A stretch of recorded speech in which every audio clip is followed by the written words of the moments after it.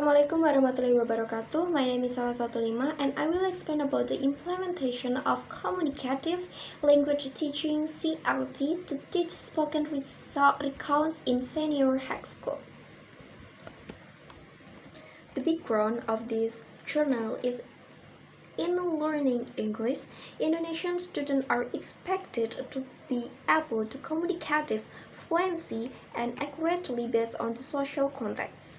Students are hoped to be able to convey the meaning and various spoken texts that have certain communicative purpose. Text structure and linguistic features as Helms stated in 1971 in a Brown 2007 theory of communicative competence that consists of the interaction of grammatical, psychological, social-linguistic, and probabilistic language component. It means that speaking is the key competence to develop in communication.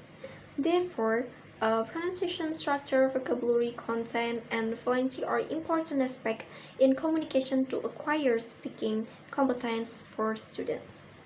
CIELT is asking teachers to look closely at what is involved in communication. The goal is to enable students to communicate in the target language, and students need knowledge of the linguistic forms, meaning, and functions. The research method used in this journal is research design of the study is descriptive qualitative in the implementation of communicative language teaching CLT.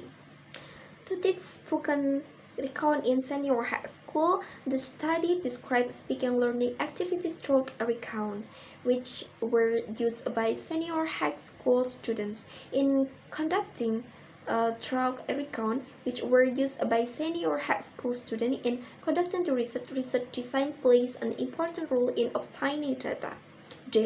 It is the way to gain information from the subject. In the case of this study describing the investigating speaking learning by recounts, which were used by senior high school students in natural setting, become the main concern.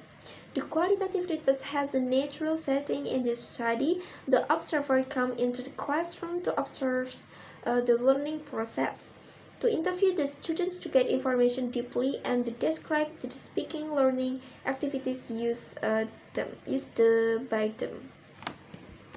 And next is I will explain about the research findings. Before the implementation was applied into class, it was found that the students were not attractive in joining the class activities, not confident in following the speaking text, and not having a good speaking ability. It happened because they never got a different way in learning English. It was the condition that triggered the researchers to conduct the research in order to find a way to give a different learning experience and help students to increase their speaking ability.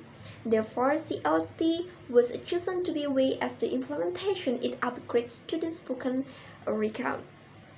This research was done completely and found some findings which were important for the students and teachers. The findings were about the implementation of CLT to teach spoken recount in grade 10 of senior high school and student response of CLT in the class.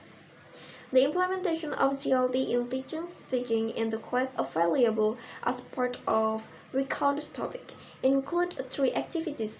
One is a student presentation and discussion activities in telling the holiday, 2 role play in recording news activities, and the last is a group work in a procedural activities type in. So implementation of CLT consists of 3 steps. Discussion. Teacher recounts that should be practiced in speaking was not an easy thing because the students should learn the recount structure then use it in presentation. Implementing CLT in this activity helped the student in deep, especially in conducting discussion retrospective than the presentation session. The target language system will be learned through the process of struggling to communicative It means that even they were doing effort hardly in understanding speakers' language and understanding it, at least they could get the message and acquire new knowledge within the communication. Their speaking had some error grammatically, but because meaning is a paramount, then their discussion could run well. The teacher mediate them to understand the topic. Applying CIELT allowed them to speak without worrying in making mistakes. And the conclusion, the main communicative language teaching principle in this research is applying the CIELT basic components, mechanical, meaningful, and communicative practice, which are implement in the class. Those components are basic of CIELT in teaching practice in the class, especially for recount. Students are enhanced to be basic component applied into class. The teacher divides the teaching process into three phases. First, a phase for opening. Second, phase for main teaching process into three phase into activity, and the third phase for closing. All topics and activities which include those phases lead students to do spoken recount. Topic topics prepare for the student that manifests the CIELT were retelling holiday, conducting role play as news host for accident in Mecca, and doing a procedure of making a cup of tea, which are supported with various activities. Those topics run well into class and help the student to have a good performance in speaking. CIELT releases students to practice their speaking in the class by putting contextualization as a basic premise.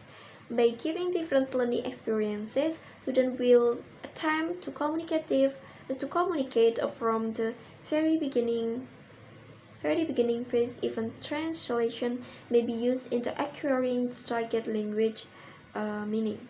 The performance of speaking is measured by giving score in grammar, vocabularies, pronunciation, fluency, performance, and comprehension. It can be said a success if the score accomplishes the passing grade from the school score 70. Because recommend facilitating students to text and conveying is a stroke speaking in order to make a listener understand the message in the conversation. The making written script is a way to express the student mind and organize their idea more systematic.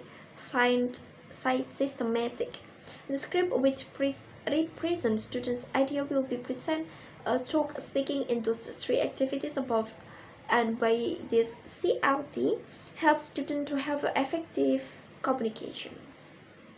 That's all for me. Wassalamualaikum warahmatullahi wabarakatuh, and thank you.